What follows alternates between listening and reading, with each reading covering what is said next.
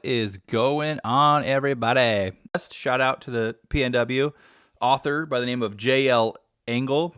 Correct me if I'm wrong when you come on the stream if I said that incorrectly. He has written the book, esque feel to it, so we'll ask him some questions about that. I'm glad I'm here. Yeah, I'm glad I made it. yeah. You're in. You said you're in Washington, right? Yeah, I'm just up. I live in Centralia. It's about halfway between Seattle and Portland. Okay. But yeah, man, I saw. Oh, Hammerchon, what's going on, dude? Good to see you. He's one of the guys in the chat. I saw he used to be a corrections officer. Is that what you still do, or? No, I did that for about 15 years, and then I got the bureaucracy kind of basically, to sum it up, is basically led to me saying peace. Yeah. And I just took some time to myself for a little while, helped with some family things over the last 3 years, and I recently just started working a new job locally and whatnot. So yeah, just to get the bills got to be paid. So Yeah. so Right. And you're not indie, right? You're Trad Pub. Yeah, it was A Dangerous Man was basically like I got suckered by the Vanity publisher at the time. Olympia Publishers is they're based out of London, and kind of a lot of times they get referred to as those hybrid publishers. So where you kind of pay to play kind of deal. And after like 18 months, almost 2 years of querying with it, I suddenly had an email that said yes. Uh-huh. And so I was like, fuck it. I'd heard of it. I knew an author who'd done it before, that I'd spoken to years before that. And so I was like, I mean, it's a thing. Maybe I'll give it a shot and see what happens. And so, yeah, they did a decent job for the most part. Outside the editing, the editing was a mess. I had to go back through and do like 5 rounds of edits to fix things that their editor had done. Like you did it like personally yourself? You didn't like hire another editor? Yeah, no, because I was so naive. I mean, I could almost go to the point like maybe I didn't do enough research. I hadn't talked to enough people. I'd even researched them and expressed some concerns. And although mostly everything I'd found was old at the time, yeah. And so they'd like, oh well, we understand those things. They blew smoke up. They blew smoke is what they did. Yeah. It was like we've addressed those things and we've moved on and blah blah blah and made improvements and I mean, and it seemed all right for the most part. But when I was so excited, and when I got the first edit, like I was like, oh, it's my first editor, that I considered to be professional, and I didn't fully go over the manuscript the way that I should have. And I did see some things and make some marks and reply to some questions and things. So even doing that, they still had to send me another version to make sure what I read was approved. And then I read it and I started noticing things that they didn't change anything. They just, like the grammar, they messed it up. I had commas in the middle of sentences that had no business being there. And I was like, I'm not that retarded. Yeah. And, Yeah. it was like, I'm doing a podcast. And it'd be like, I'm doing, a podcast. And it was like, why is a comma there? Who are you helping you with that? Yeah. And not to just pat myself on the back, but each time I read it, I was reading my book and I was like, oh shit, I'm supposed to be editing. Like looking for things, I mean, overall by then I'd probably had read it like 10 times. Going over things, I've learned a lot since then. I actually it was published in 2021, and I actually finished writing it, I think, towards the end of 2017, and then did my own edits at the time, queried for, like I said, almost 2 years after that, and then so by like 2020-ish, like May or so, almost 2 years, it was like all you need is one yes, right? So yeah. I went with it, and I've learned quite a bit since. Uh, my contract with them is essentially fulfilled.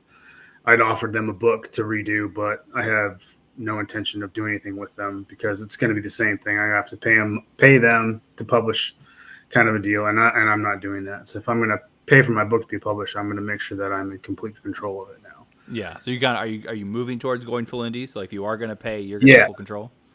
Yeah, I've been through. I take accountability for my decisions, and it's like I put myself through the ringer in a certain respect where I'd found someone I thought was I could. I was just looking for a review from a certain site, and they also write and do things to help writers. And so we wound up having a conversation and started working together. He was going to edit a book that I'd written in the meantime, another book, and that it turned into a nightmare. After that, I mean, it just didn't go well. And then it wound up leading to me writing a third book that I didn't intend on writing in the first place, to replace the fact that my second book wasn't edited. It wasn't even gone over. I didn't get anything out of it. And so I was like, well, if I do these things you think I need to work on, became a development deal. And they didn't show up half the time. And then it became, once I wrote it, I was done. I wrote daily, 1-2 chapters a day. I had limitations I had to do. I can be wordy. Mm-hmm. And, so instead of having a word minimum, you had a word maximum you didn't want to go over? Yeah, set by them. Because so here's a funny thing. If someone out there who knows math can figure out how I did this.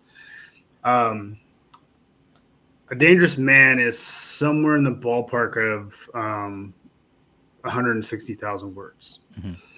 Now, when I wrote it, I was only paying attention to the page count. Yeah. Right. I didn't know at the time, this is part of my ignorance, was that I didn't realize that the word count was the standard, not the page count. Mm-hmm. And so I wrote my second book, and my goal was to make it shorter, because Dangerous Man in the Word document was 436 pages or something. And with some, the way they formatted it, when it published, it came out to be like 448. Yeah. And I was like, that's a brick. That's something I'll look at books sometimes like that dense, and I'm like, no, I'm not a fast reader or something, most of the time. There's times where I surprise myself, and I am, but I was like, I didn't want to write a book that big again, Yeah. And I told the story, man. But so that book was 397 pages in Word, almost 20,000 words longer. What? Yeah. And I mean, because I paid no attention to the word count, I didn't know. Was like the font smaller or something on accident, or? Not the small. There's sections where there's sections that have different intros the way I decided to write it, and they're written in mostly italics, but it's not even really a lot of words. So I'm still baffled by it, because the editor was like, yeah, dude, this is 180,000 words. Like, no one's going to publish this. Like, I know so-and-so and this person, and, name drop, and, they get cut off at a certain point, and like, no one's going to want to publish this. You need to get like down to like 120,000 words, but they were real enough to say, like, there's not 20,000 words to take out of this either. Yeah. Because the book is called The Doc. And when I had originally joined Twitter, I'd found an artist on there, and I was like, well, hey, maybe try this, make this kind of cover for me. I have artwork for it. And I put it out there. That was what I was planning on doing next. And then one thing led to another, where I'm like, okay, well, I'm going to work with this person who's going to help me. And then they're also going to help me with querying.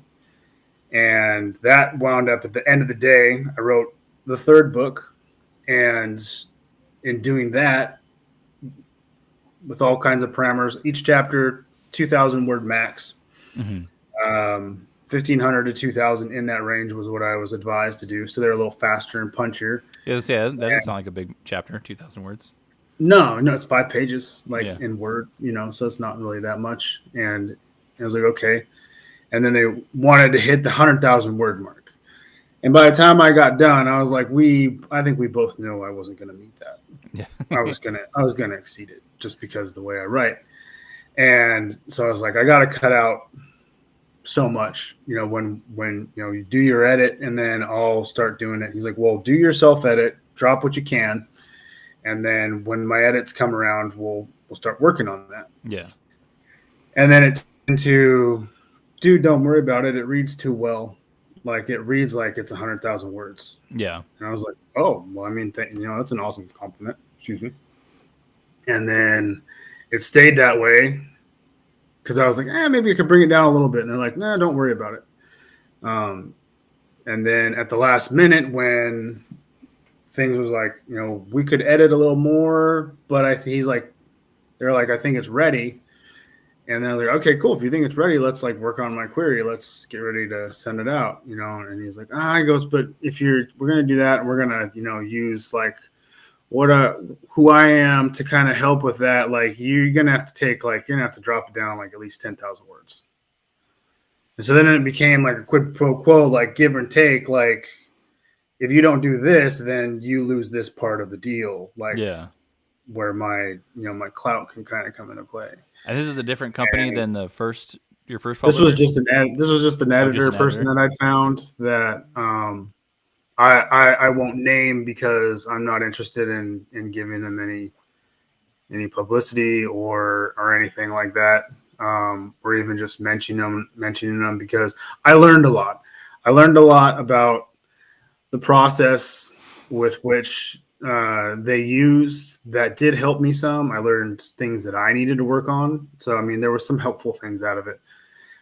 So I have 2 books that are about ready to go. One for sure. The second one, it's been edited, not only by them, and then I had someone else edited it just to kind of check it. That was also a shit show.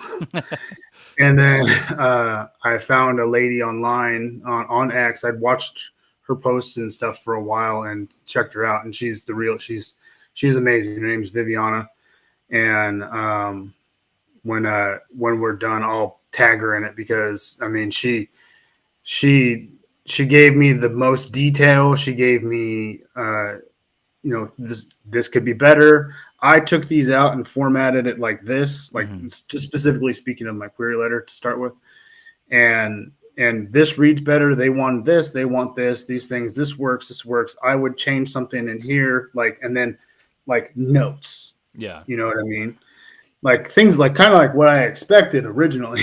And is she an author or is she an editor? She's also an author. Yeah. She's on X.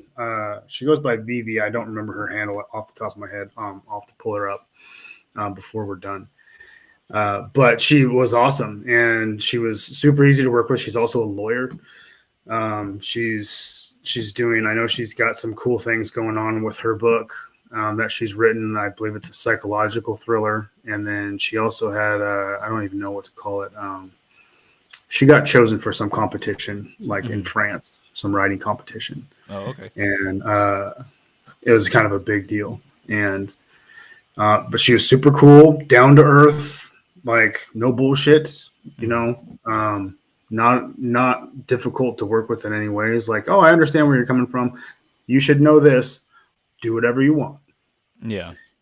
Which is kind of how it is anyways. But so then I had her edit the beginning of my book, like the first 5 chapters.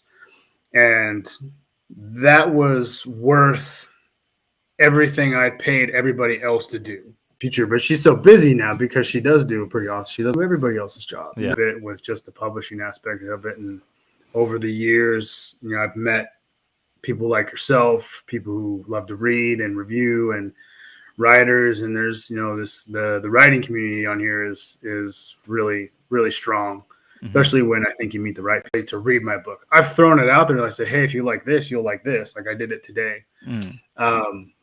You don't got to buy my book, and it's not going to hurt my feelings if you don't. You know what I mean? But Yeah. if someone's interested, then then that also makes me interested in like, well, if they're working on something, then I'll find it, I'll get to it. Like I said, I'm not a fast reader, so I have a massive to be read list Yeah. with all these people, because there's the independent publishing arena is full of gladiators, men, women, horror, thrillers, comedy. Yeah. It's stuff that some of the best stuff I've read throughout my entire life has just been within the last year and a half or so, and they've Yeah. all been independent writers. For sure, dude. I definitely, I don't know, like before I probably started doing BookTube, I don't know if I really took, I don't even know if I really knew that there even really was an independent, book scene. Mm-hmm. And I started doing this, and I started seeing like, I got into Twitter or X, and started seeing all these accounts that were independent authors, and I started reading them, and I'm like kind of blown away by how good most of the independent stuff I've read. I don't think I've actually read one I didn't really like. Yeah, I'm sure there's a lot of stuff out there that's terrible. That's not true. I have read some that I didn't like, and I didn't finish them, Yeah. but that's like few and far between. Yeah, there's a vast majority of ones that pulled me in, made me interested. There was one that I liked it so much, even though it completely duped me, and which pissed me off at the same time because it was like what I was looking forward to wasn't in there, but it was still a good story, Yeah. And I really wish the one element had been in there. I won't sell them out Okay. right here because it kind of gives away the story Yeah. if you know what's not in it. But it was still a good book, Yeah. And there wasn't a completely independent writer. Yeah. I've had a few books like that. They weren't independent. Like the I don't know if you are familiar with D&D, and I mean like Legend of Dritz. I read a trilogy in the Legend of Dritz, and that whole massive list of books that's in that series. But I thought I was gonna love it. I didn't really like it that. I mean, I could tell the book was well written, and I could understand why other people like it. But I just really it wasn't my jam. Yeah, and I mean, and you find that on regular, you can find that on any shelf. Excuse me, going to Barnes and Nobles. You could pick one of the biggest writers in the world, and they don't vibe with everybody. Yeah. I mean, like I've been on David Batterina's Mirthquake show a few times, and I've openly I'll talk shit about Stephen King all day long. Yeah. I'm not a fan, per se. I mean, you have to give credit where credit is due. Like reading their book, the writing style just doesn't vibe with me, Yeah. And I've only ever read one book, and that was The Running Man, and I read it because of the Schwarzenegger movie that was, loosely based on the book, and so, but that's the only one I've ever been able to get through.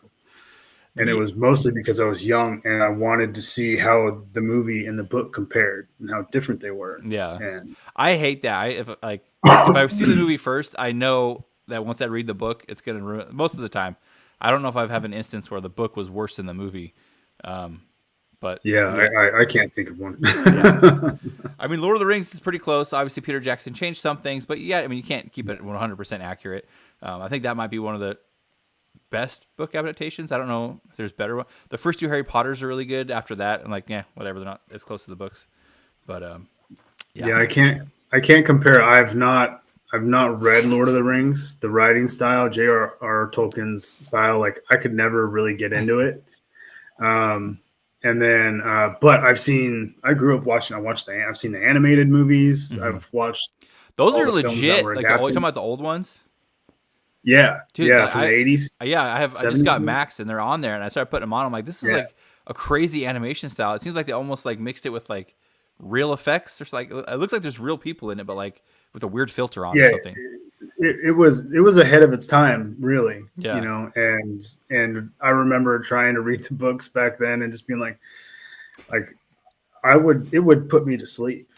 Yeah, honestly, like the parts where there's stuff happening, I love it. But then there's the parts where it's like the trees and the mountains and the creek and the leaves. And like, okay, dude, Right, yeah, I get yeah. it. The But like, come 10 pages of on. Landscape. description. Yeah, yeah, Yeah, with Stephen yeah. King, I haven't read. I haven't finished one of his books. I was working on Salem's Lot forever ago, and I actually really liked that. I didn't end up finishing it just because kids and stuff got in the way, and that was before I started doing book two and was really being like committed to finishing my books. Mm-hmm. But I have heard that he is bad at endings, like because he's like a discovery writer, which I don't know if you're a discovery or you're an outliner, but with him in particular, it seems like you can tell that he's like really enthusiastic in the beginning of the book, and he's like excited about this idea, and then maybe he gets bored towards the end. I don't know. That's what I've heard. I wonder. I've heard different things over the years, and I think some of them have been verified. But I think back when he was writing like Salem's Lot and some of those like he was doing a lot of coke. Yeah, So that I've also heard that when he was on coke, he was the best he so ever was. so maybe that's part of it. Maybe it was coming down by the time he got to the end of the book. But I liked the Running Man. I liked the differences in it. I thought the book was better than the movie.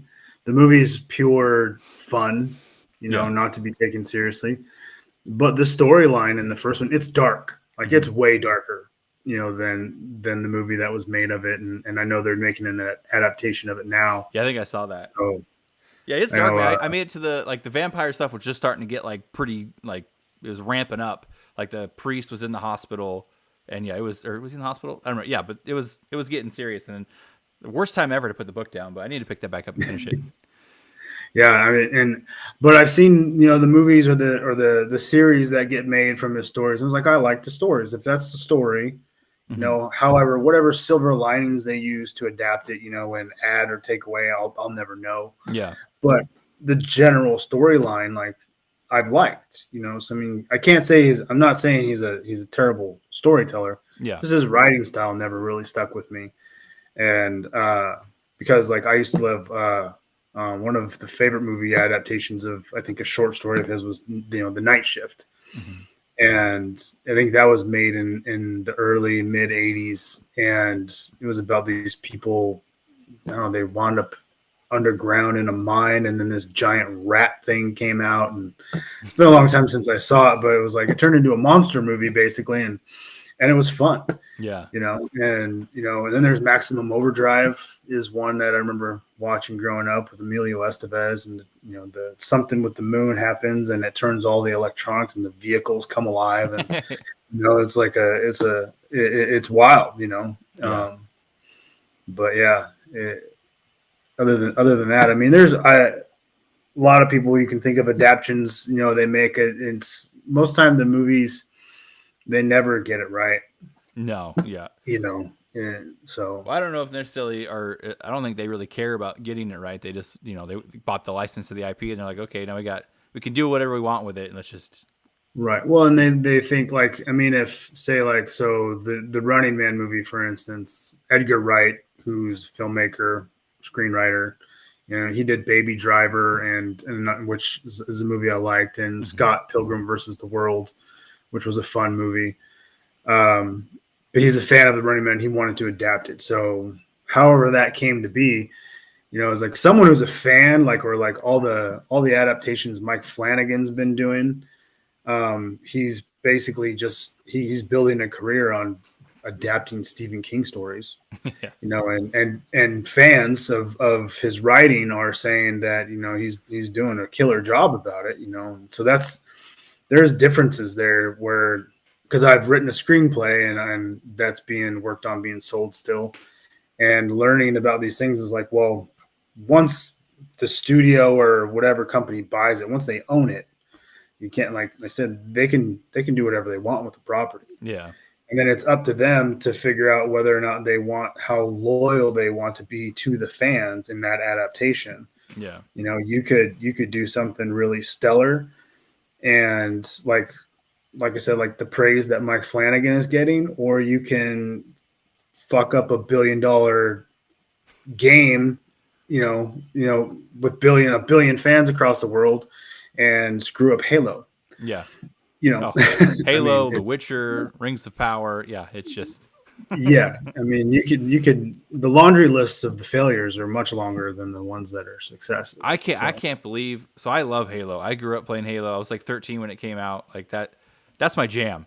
Yeah, I didn't even watch it. The fact that they took his helmet off, I was like, that's stupid. That's sacrilegious. How dare you? yeah, yeah. I mean, that'd be like imagine Carl Urban taking off the dread mask. You Yeah, know, it's everybody's done watching. Like I would bet people would if they made that movie and that happened, and you see what he really looks like, people will walk out. yeah, It's there. The fans are getting, and that's part of like it lends itself to the independent industry, where it's like the fans are getting tired of being screwed over. yeah. Like I literally just want to see the book on screen if you're gonna adapt it. Yeah, it's like I, greedy executives and like artsy fartsy directors that don't give it. That quite frankly probably look down at the source material adapting this well, stuff. they want to be able to put their own mark on it. Yeah, Like how about just be the guy who did it right? yeah.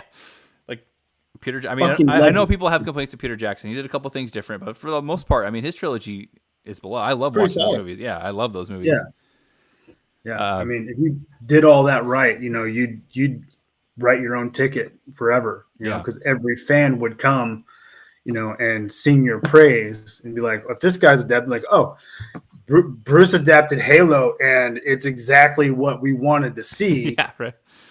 What do you want to do next, Bruce? The world is your oyster. You know what I Doom. mean? Let's do it, baby. Oh, A good Doom. that'd be so awesome. Yeah, I guess we haven't really mentioned your. So, what is a Dangerous Man? I kind of read it. It kind of felt like a little bit like a maybe like a Punisher style story. Can you kind of expand on what a Dangerous Man's about? Yeah, it's I. So I have a daughter. She'll be 22 here soon, and she was after she was born. Like I was always hyper vigilant, always protective, and so that is amplified, by infinity. Yeah, And becoming a parent, I think, is one of the things where it's like it really opens your eyes to the world. And before I started in corrections, we lived at my dad's, and he watched the news every night, and I'd see this crazy shit on the news, like, and it all just seemed to be thematically. It was like each night was this child was kidnapped, this and then all the horrible things, abductions, no fines, Amber Alerts, yeah, found in a shallow grave in the woods, some poor teenager, and you come to find out that it's not just it's not always some strange act or accident. It's like these people did this stuff on purpose. yeah, And as a parent, it really hit me. And I was like, well, what can I do? There's not a whole lot I can do. Like, I'm not going to let my kid do the best I can to let my child be placed in any of those kinds of situations. Because I will go full berserker mode, like at almost the hint of somebody saying my daughter's name in the wrong tone. And so you have to have an outlet for that. And at the time I hadn't written for quite a while. And so I was like, oh, maybe I'll write a story.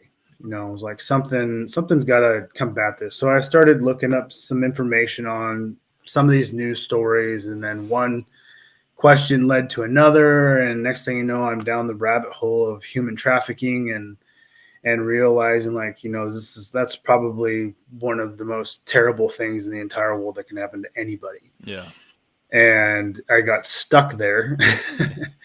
And I was like, well, what if there was somebody who could do something about it? I mean, and I grew up, it was like, I'm 43, so I don't know about you, but I'm an 80s, 90s kid, yeah. Schwarzenegger, Rambo, Yeah, one I man was born in army. '88. I'm 36. I'll be 37 in July. So yeah, you're still in there, like, and it's like, you grow up watching these movies with, Jason Statham, he kicks everybody's ass, Yeah, and And so these one man armies ideas was in my head, and so I created one based off of like, okay, well, what have I read that's been popular? And at the time, mostly it was like, well, you have Reacher, you know, the vagabond running around righting wrongs just haphazardly. And I was like, well, if I take that and heighten it a little bit more, and then direct it at a specific industry, mainly trafficking, and um, and and going down that rabbit hole opens up a world of evil most people don't even want to learn a sliver of. Yeah. And so I just kind of created, I'm like, well, I just created a guy who will, he's always prepared. He's there's there's details I have for the sequel that I'm gonna work on writing this year, finally. Because next year, if I don't get it back sooner, next year I'll have my rights back from the publisher, Oh, and okay. then by then I'll want to probably do a re-release, and then I'll have two books at the same time, and then I'll work on the third. I have a trilogy idea planned, and I stopped working on that because I was like, I'm not going to publish with these guys again, Yeah. and so I wanted it to be more succinct.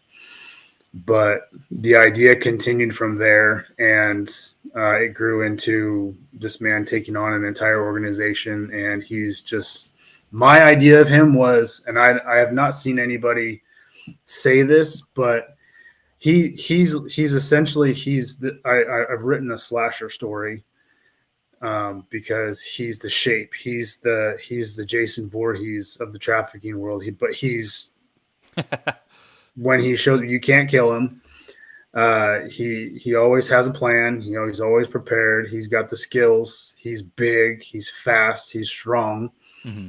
And I pretty much made him unbeatable for the most part. Even though like I've also like, but I humanize him throughout the story so that he's relatable. I think if nothing else, I'm like, how do you relate to somebody who's 6'5", 280 pounds of muscle, runs like he's a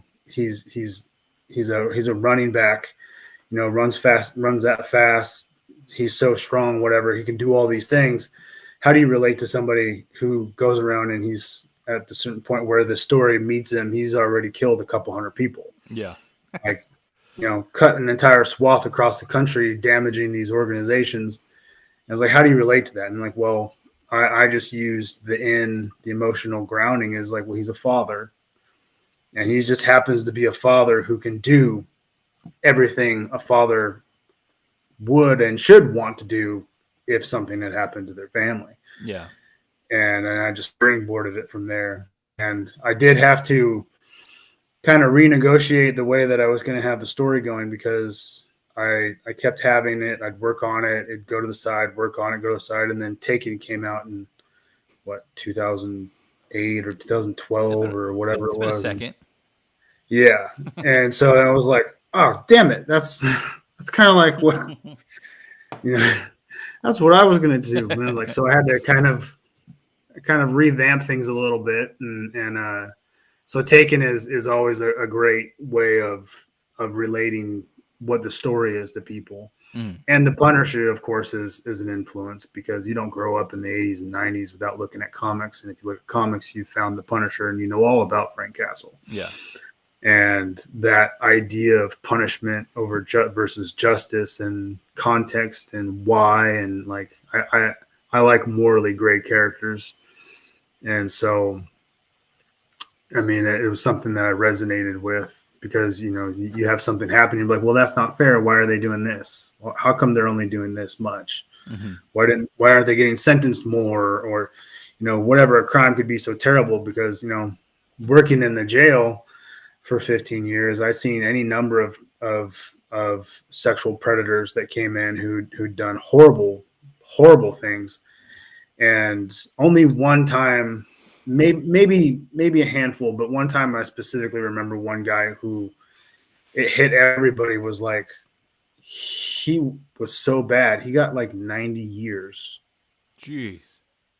And this is probably back in somewhere probably between 2008 2010, I think. And that hit everyone, was like, holy shit, he got 90 years. And everyone was expecting like a slap on the wrist, because that's what a lot of those guys usually get. I'm like, oh, you're going to do 2 years and then you got 5 years probation. You have to register. And that's like nothing, Yeah. Compared to the damage that those crimes do to people. And we're like, okay, maybe there's a tide turning, in that regard, but it's never enough. Well, Like in some it's, states, I mean, in Florida, you can get executed now for it, right? yeah. And Idaho now, thank Yeah. goodness. Yeah. I know probably a huge portion of both Oregon and Washington wish they were part of Idaho.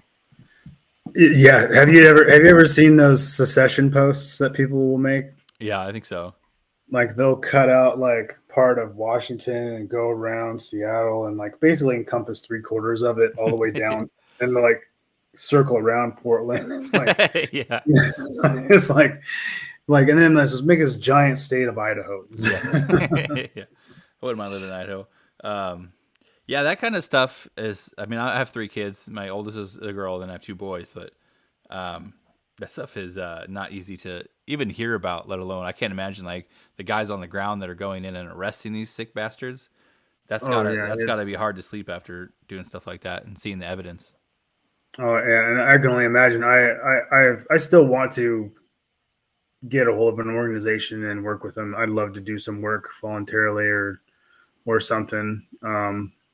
I've only been able to I'll donate to organizations and stuff as much as I can, and when I can for right now, because just the way time and life has worked, to be one of the people who goes out there and gets to hunt these people down would be awesome. Yeah. The part that I just am not so sure about is being professional. Yeah, right. Yeah. I probably for certain would, especially being in an environment working with those kinds of people and whatnot. They would make sure that you got to be in line and have your shit together. But I mean, it's one of those things where it's like I'll be promoting it and pushing it for people to support till the day I die. Yeah. Yeah, I definitely agree with that. Every time I see a Tim Tebow post on Facebook or Twitter or whatever, I always have to be like, ugh. I listen as long as I can, and I'm like, man, this is hard to hear, especially when he reads like letters from victims and stuff. Oh, I have a book from Our Rescue, and it's a book made of art and poems and letters, and tells some stories of some of the victims. That's stuff they put together for them, and so they had a limited edition that they sold to raise awareness and donations and things like that. And I got a chance to get one, and if you don't tear up at the very least just reading the opening of it, yeah, you may not have a soul. For real. It's like it's rough, but learning that those things happen, I think the position I'm in, or at least the point I've placed myself in, is like there's no turning back. Like I've learned things. I'm no expert by any means, but I've learned a lot over the years, and it is a deep, dark hole. And it's like, if you're in it, you're in there to be a beacon of light. Yeah. And otherwise there's only 2 reasons to be in that rabbit hole. And it's because you're deviant or you're trying to bring awareness and help people. Yeah. And because it's not for the weak. That's for sure. Yeah, definitely not. Anyway, I guess try and shift to maybe a different, in terms of so your character was he's like a strong guy. He's very capable. I don't know, and he's like to the point where we get introduced to him. He's already, you said he's killed hundreds of people. I feel like I have a lot of characters that I personally like that kind of are like that, like Geralt of Rivia. When you start the Witcher books, he's already a Witcher. He's already the White Wolf. He's a badass. Or like Saga of the Forgotten Warrior series by Larry Correia, Ashok Vidal. He's like the baddest warrior in the world. And so you have these like virtually almost unstoppable. And I guess in Ashok's case, he's completely unstoppable. He can't be killed. So you're like, how do you make these characters not boring? Like, how do I worry about this character? I'm like, he's not gonna die. He's gonna kill everybody around him. And so like in Ashok's case, he has the prophet Thera that like she can die, and he is kind of as good as he is. Maybe he can't stop her from dying, or in Geralt's case, he's trying to protect Ciri. So it's like yeah, they're invincible, but the people around them that they love are not. Right. So that's kind of like I feel like where the tension comes in. Is that kind of I mean with your character, is that the same thing? Yeah, or I along those mean, lines.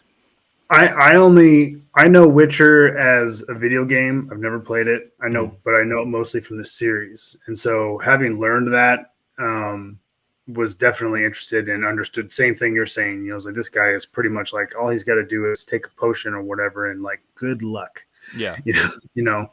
But yeah, the easiest way to make them relatable is to put them in situations, I think, that in a sense forces them to become humanized, more so. You know, it's like, because even at a certain point, James Cameron made the Terminator relatable somehow, and and being a machine and whatnot. But it comes down to the characters around them, the things they do, what you decide to show the audience for that part there. I mean, there's a scene where it's like I have this guy sitting in a hotel room, and he's just watching the news after what he just done, and just to kind of keep up on what the locals are doing in a sense. And he thinks the news anchor lady looks like his wife.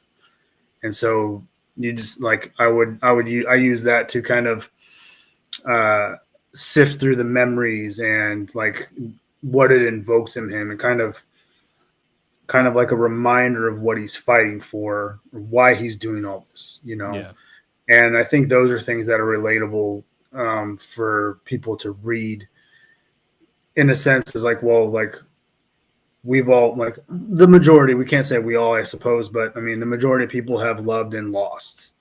And in the back of their mind, in their memory bank, there's something they'll see one day. You'll hear a song and you'll be like, oh, that reminds me of so-and-so. And depending on how the ending was, it might stir something up. And that's kind of, just invoking that on the page was a way that I used to make the main character relatable. He goes by Ghost as an acronym. And now, I've never said this before, but I honest to God, I had no idea what a large group of people used the pseudonym Ghost for, like a moniker, like across the board, because red car syndrome. Once you see one, you see one everywhere. And so I was like, I don't play Call of Duty, but I know there's a Ghost character who's this badass soldier that's a part of it. So there's that, and then just different things popped up. I'm like, oh, the Ghost, oh, Ghost, oh, it's like now I'm a part of that statistic. Because I just was ignorant. I was just ignorant to it.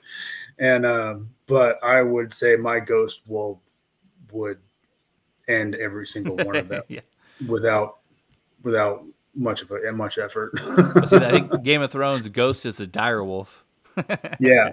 So I mean, it goes everywhere. But I mean, in terms of back to your question too, is like you make the other people in the story relatable, because they're not this semi like superhuman appearing type killer on a mission, and they're trying to do good, and they have good reasons, and they're grounded in reality.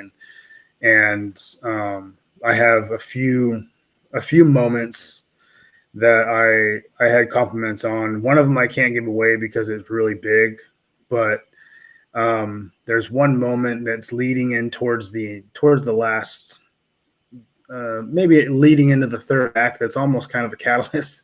And I've gotten more, what the fuck is wrong with you? Why did you do that? Kind of a thing from that moment that really like sucked everybody in. Yeah. I think, and it was like you can't do that to them. Like I made you love them. And that's just kind of like how I learned to write stories, is like, if you draw people in and then you devastate them in some manner, you hook them. You have them until the last page, no matter. But you could write the shittiest ending in the world and they'll be mad at you forever, but that something will stick with them.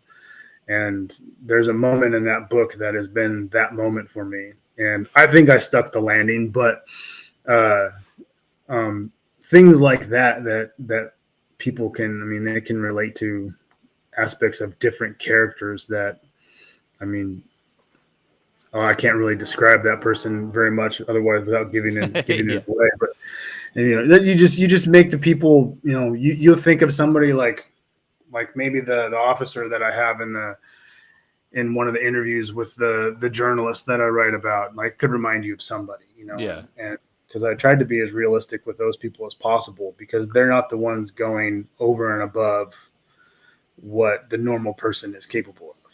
That makes sense. So you mentioned that earlier that editor was like, "Oh, your book's too long. If you want me to do it, you have to shorten it." Is that like, are you thriller? Is that your genre? Is that you said thriller? Mostly, yeah. I like, I mean, I want to be, I want to write a variety of genres. Mm-hmm. And originally, so one thing I was told working with them was launching a series is usually the best way. Yeah.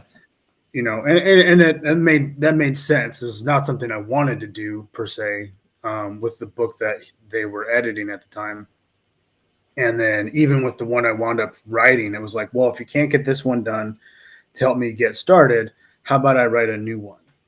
And then it was like, you meant like this? Yeah, I'm a writer. I've got I get rid of more ideas in a day than you'll have in your entire lifetime. Like, it's like, say when, it's like, Mm-hmm. I'm your Huckleberry. Like, Yeah. you want a new story. I've got a dozen in my head right now. And that doesn't encounter, the list I've had since I was 12 years old of titles that I want to write. Yeah. And so it was like, I mean, I was almost like, how can you say that you're a writer if you can't just come up with something right now? Mm-hmm. Like that was my position, because it was like, I'm like, you've got all this and you've got all these awesome things going on, but it blows you away that I'm willing to just write a new book right now. Are you a writer? you Yeah. know Right. and they are, and they do write well and whatnot, but it was like, it's just the differences in personalities and whatnot, and so that one came about. And I mean, it led to a number of discussions throughout there, but I was like, I didn't want to make that a series either, but I understood that it was. Mm-hmm. But I was like, I want to write one-offs. Like, I like one-offs. Yeah. Like, how about I just tell a good story Yeah. and then let me move on? I was just talking about that with a guy on X. I was like, everyone does series. Like, I like a good standalone. Like, give me a standalone, I'll read it. Like, Yeah, I don't need to read a whole series. I like not having to worry about, okay, I got 5 more books to read after I finish one book. yeah. I've read 6 books out of the Jack Reacher series. Mm-hmm. I'm good. Yeah. Same Especially, shit. yeah, long series that are like, unless I really, really love the world. Like, if I see Mhm. a series, sometimes it like makes me not want to read it. If I see there's like 13 books, 10, whatever. Yeah, A trilogy, like, that's okay. I mean, I don't really mind a trilogy. yeah. I mean, 4 or 5 books. Is like, I mean, but like, I have a distinct number of, as far as the stories with Ghost goes, I have a number of short stories that I hope to like actually like self-publish as well once I can have the time to get those together and put them Mm-hmm. out as like, just called Ghost Stories, and just other adventures. He originally had no name. I actually had a friend kind of talk me into giving him something to go by other than the man the entire time. And and so I was like, that's probably a good idea. There's only so many ways I'm gonna be able to refer to them. And but yeah, I kind of just lost my train of thought, but Talking about, the, yeah, writing standalones versus series. yeah, like the book I had initially got a hold of this person to edit. I only wanted to do one, because I was so inspired when I wrote that book, that I was like, I don't need to ruin it by trying to make another one. And I was like, could I? Yeah, I mean, if something came up that really pushed me, but the inspiration I had for that one was insane. If I wasn't working, I was writing or I was Mm-hmm. sleeping.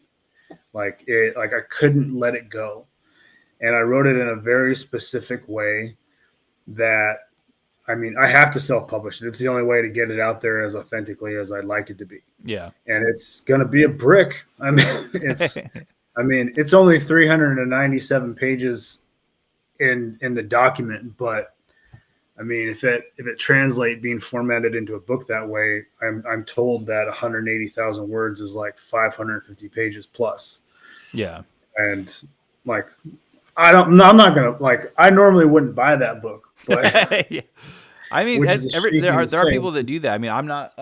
If I get a book like that, I'm probably gonna read it. Like, I'll read half of it, and then I'll go read like a 100,000, 120,000 length novel, and then I'll come back and I'll finish that. Like, I literally just did that with Witchy Winter, which is, I think it's paper mass market paperback. It's like 800 something pages. I literally just finished that today, but I did that. Like, I read it, and then I read a couple other books, and then I went back and finished it because I can't. Sometimes it just depends on how the book grabs me. Like I'm reading, I'm going through In the Name of the Wind right now from a recommendation from a friend. And that's a big book for me. It's like 600 plus pages. And then the sequel's like 900 or something. And I'm like, not all that. Like, I like the book. I like the writing. I like the story. I like the way it's unfolding. But I'm not all that excited to like get into that book. For the sheer scale of it, Yeah, my sister gave me. My sister's a history teacher, so she's a huge fan of the. I want to say it's the Outlander series. There's like a show about it, but it's Outlander. I met the actors one time. They're really cool. Oh, nice. But she's obsessed with it. So she's like, "Here, read these," and she gave me like they're huge, and there's like 4 of them. Like, I'm not gonna. I got other books I'm trying to read. Like, I'm sure they're good, but I'm not gonna read. There's too many. Massive Just books. subscribe to Stars for a couple months and you'll caught up. Yeah. But yeah, so like in the thriller industry, is that like are readers not wanting that big of a book, or like is there like kind of like a consensus of like how long your book should be in the thriller genre? I mean, that's what I'm told. Like 120,000 was a cutoff, and so when I wrote the third book I wrote is more of a horror paranormal monster book. Mm-hmm. And so being in that genre, like they need to be shorter and snappier and whatnot because of attention spans now. Because a lot of things are coming down to like, well, people are on their screens all the time. They want audio books. They don't want to hold books. There's, like no one's going to read a book that long. And they claim to have these statistics that I'm not aware of that. So I can't really say, and I'm like, if the writing's good and the story's good, I mean, you're going to read it. Yeah. I mean, there's that. And I guess that's not a thing now. Like I was kind of directed towards, people's just attention being so much shorter these days because of everything that's available to them to distract them. I literally have a friend. She has a copy of everything I've written for the last 18 years. If I wrote it, I always send her something like to read it. And if she doesn't read it, she copies it. Sure, she prints it, and she has a safe in her house with just my work in it. Nice. Like, so there's always going to be a paper backup somewhere. But she hasn't read everything. And she's told me, she's like, I just gets too distracted. Like I'll play games on my phone or, and I'm like, she's on her phone, but she can't read, she won't read. She won't read on it. Yeah. Is she the same age as you, or is she younger? Or? No, she's older too. Oh, really? Yeah. I feel like the distraction might be more of a younger generation issue, maybe. At least maybe like on the whole. Yeah. I mean, I think so. That might be the advantage of going indie, because I know, like Hammertron in my chat right now, he's saying he loves longer books and he'll read longer ones. So there's definitely a market.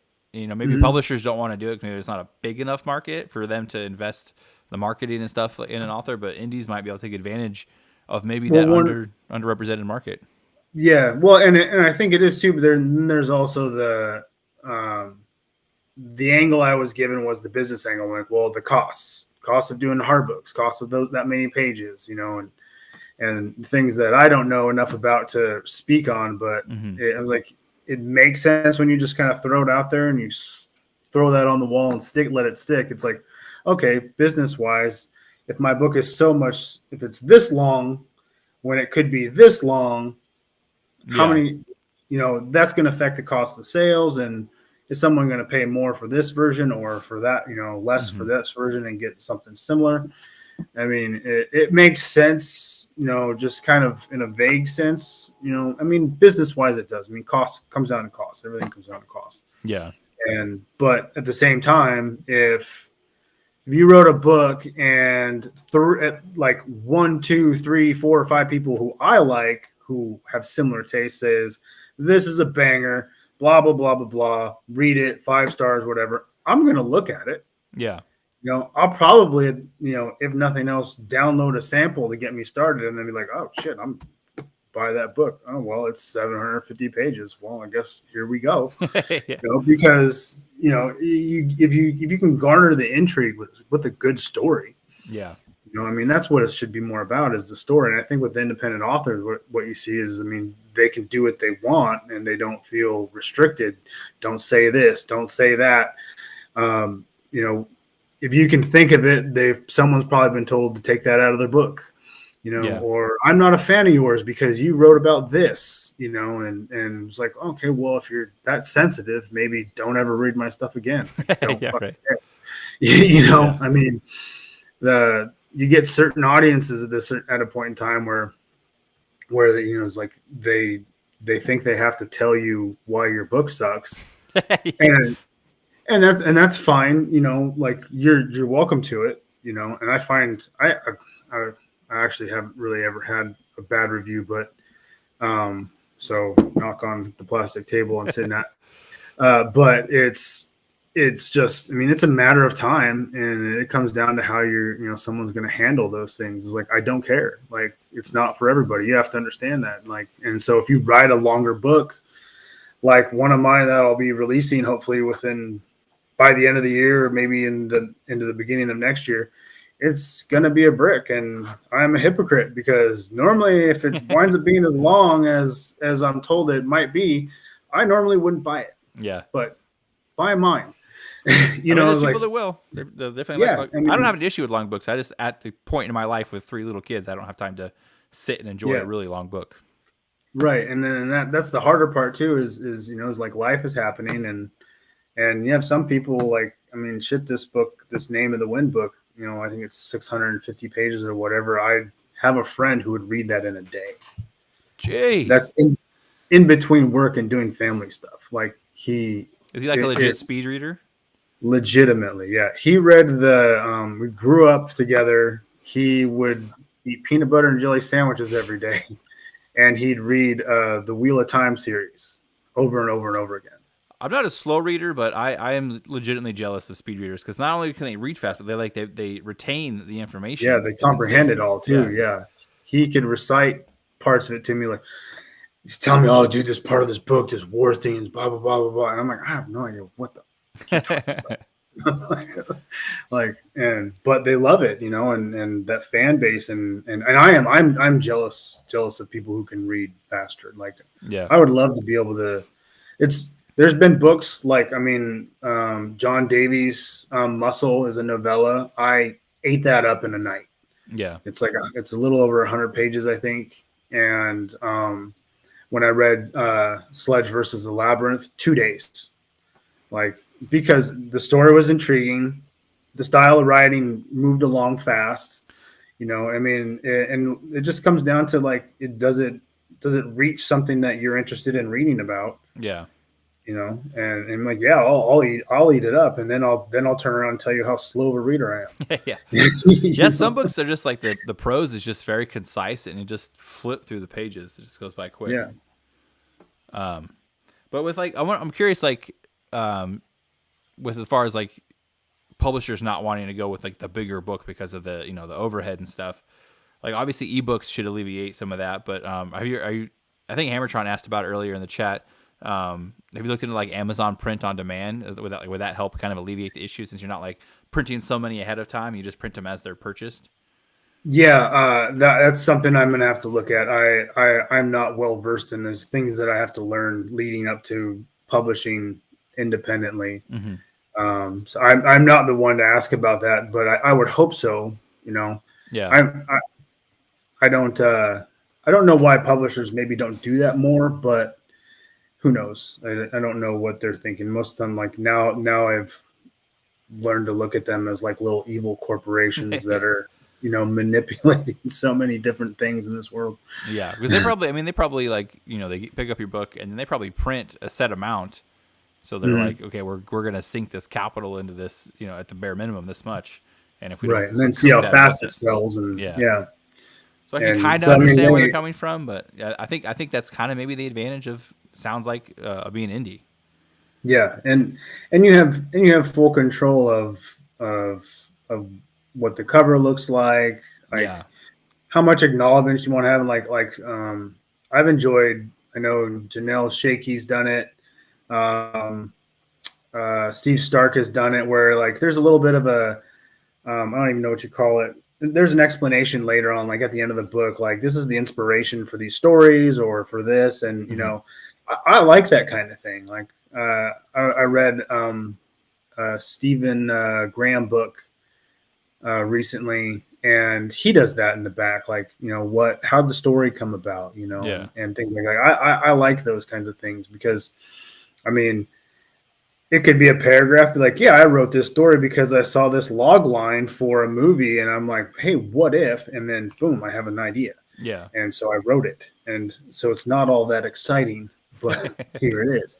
I Yeah. mean, writers, I think, they have ideas like that, but then there's some of them that there's a backstory to, like kind of what led me to write A Dangerous Man, and then The Doc was like there's nothing really inspirational. It was like the voices in my head started having a conversation, and I was like, oh, this is a big fucking cool story, Yeah. Nice. Yeah, I mean, with the covers, like I don't know if it's I've talked about this with another author. I think kind of like they're a little bit different, but there's basically like a general same theme Yeah. about them. But then like I feel like the indie covers I've been looking at are just there's so many cool, like unique, badass Mhm. indie covers out there. I love it. Well, they're bold, and they say something about what's inside, and I Mm-hmm. mean it sells it. And I think you hit the nail on the head, is that they have like a cover formula, because Mm-hmm. you see a lot of them, they look so similar. Yeah. And then you have someone come out like if you've seen Janelle's Clatterman recent cover reveal for her pre-orders just started a few days ago. Like it's she tells you about the inspiration, and you can see it on there, but it also having read an advanced copy of it, like it the story is right there on the cover, Yeah. and it's like watching, it's like looking at a movie poster. It's like Mm-hmm. the movie poster should be selling you the story, and they do that, and there's a lot of people who do their own. They find awesome artists to do these things, which you know probably do a mix of myself. I know, like, as I mentioned before, David Batterina, he's got so much figured out, on how he does his thing, and he's designed his own covers, and he just re-released The Caretaker, and the cover of that, like, it's, if you, having already read the original, seeing the cover of it, was like, now the story really pops Yeah.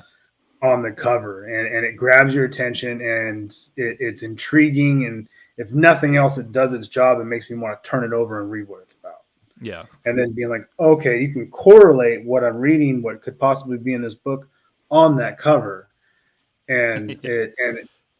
and that's what they should do, I think. I mean, and then you could pick any, pick the latest, line up all the Lee Child novels, like for Reacher, they look the same. Yeah.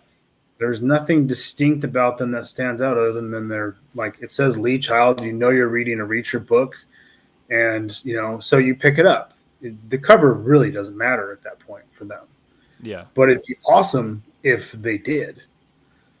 Absolutely. You know? I mean, you're not supposed to judge a book by its cover, but I kind of do Yeah, because and and yeah, that's such a bullshit phrase, because it's like, yeah.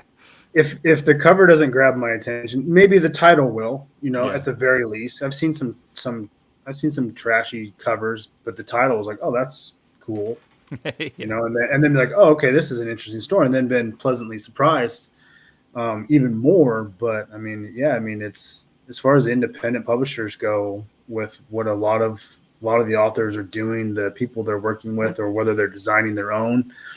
they're standing out in that framework For by sure. creating bold covers. And I mean, people. I think it's just taking off more so than anything. It's getting a lot more traction Yeah. for sure. I mean, who doesn't like, cool art? And like, I mean, writing is art, it's just a different form of art. So like, why not have a cool cover to go along with the art inside? Yeah, I mean, like Tim, like you like the fantasy novels. Tim McKay's book, his Fall of Sylvandria, he had somebody do that cover, and it encompasses the book, Yeah. and there's some images throughout the book if I remember correctly.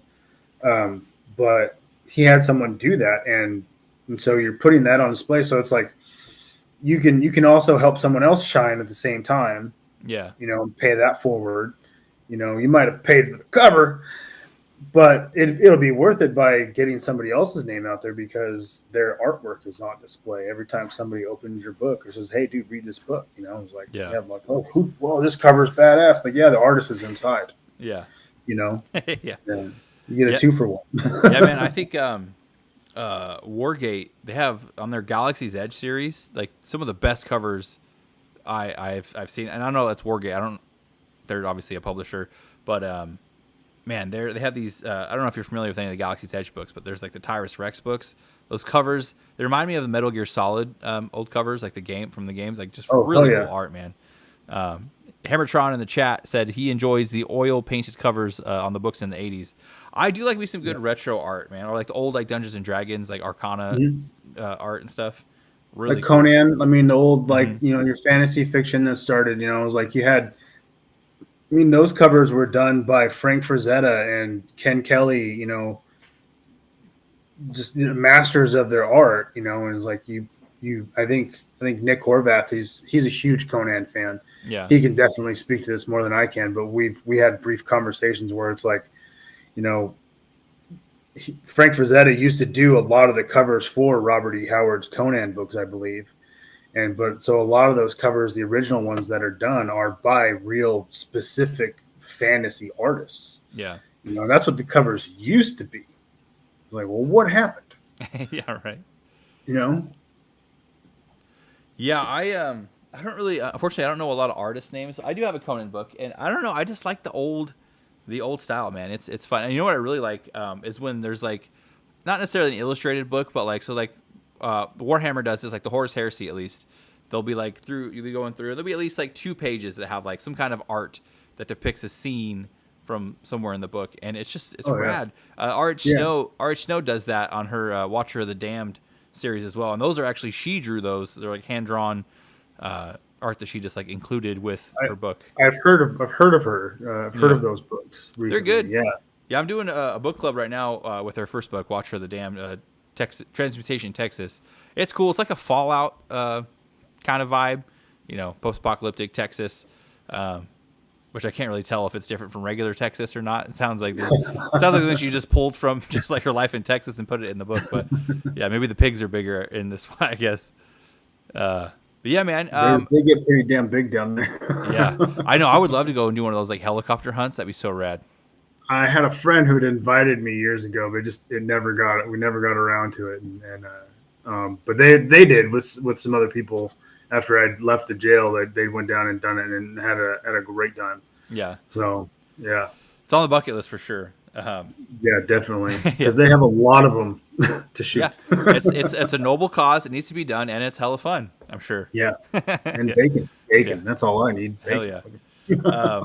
Yeah, but it's 8 o'clock. We've been going for about an hour, so I'm gonna have to wrap it up. Is there anything else you wanted to plug or promote for what you got coming out or what you got out already?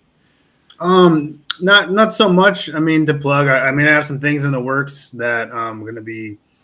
Once I have that squared away over the next couple of weeks, I'll be able to focus more on the development of what I want to hopefully get accomplished this year. So I want to take the 2 books that I've done, and my goal is to get them published by the end of the year. So I'll be doing that independently, and a lot of that will come more down to like raising the funds to get what I want the way I want it, and learning some things too along the way. And so it's going to be a little bit more of a journey for me that Yeah, I wrote a book and I published it and it's out there and I love it and I've got a lot of great reviews on it from people.